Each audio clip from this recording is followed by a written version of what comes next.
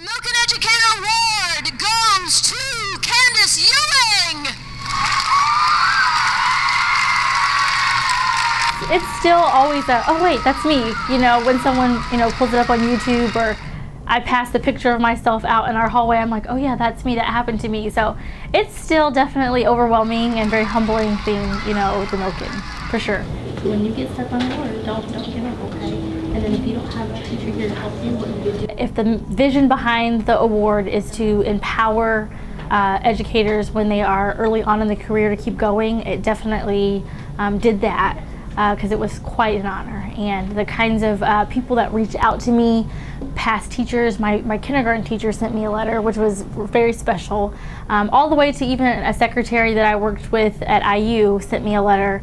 I think that kind of thing was great.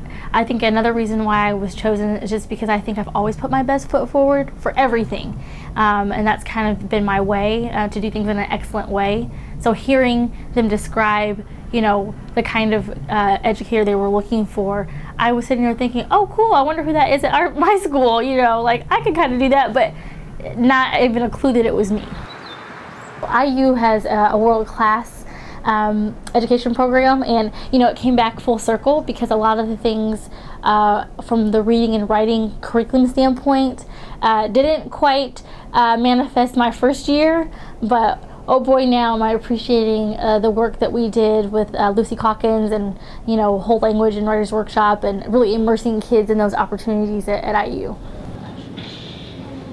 I think a good teacher has to actually like kids, and I also think that a good teacher has to constantly strive to be excellent. Excellent in how they speak to and interact with parents, excellent in how they interact with even their most challenging kiddos.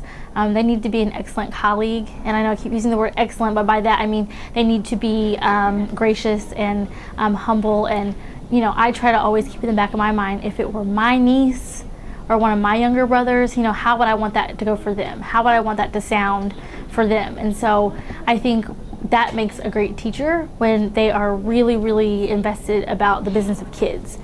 I think we need to get back to the basics. We need to get back to teaching kids and really creating space to give them what they need. I say they need to read, and read a lot. I think we need to make stronger partnerships with parents by redefining what involvement is. That seems very that makes parents feel like that they can be involved. I think once we unlock the answer to how do we create partnerships, that we'll be in a better space. And I think if we're a little bit more reflective, that every day we ourselves are not available to be at our children's school, so we should not prejudge our parents who may not be available, that I think we'll get there.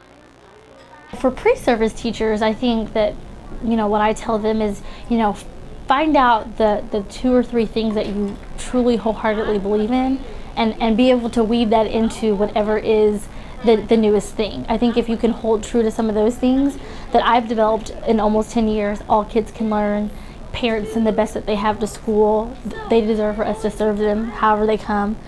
Those type of things that I shared, I think that you hold on to that and you can ride the storm out, pre-service teachers. For teachers who have lost their oomph, I think, I've had the opportunity even to work with teachers that I had in Pike. That's been the beautiful thing about being the comeback kid from Pike, is that, I'm in workshops and writing curriculum last summer with my past 3rd grade teacher, and I think she just really appreciated the energy and the amount of respect that I had for what she had already done and her skill set. So I think my message for them is that lifelong learning is a part of the profession, and I think when we professionalize teaching and stop saying, oh, I'm just a teacher, then we will take more pride in doing lifelong learning, attending professional development, and kind of always being willing to add more things to our tool bag, even though our fundamentals have got to stay the same.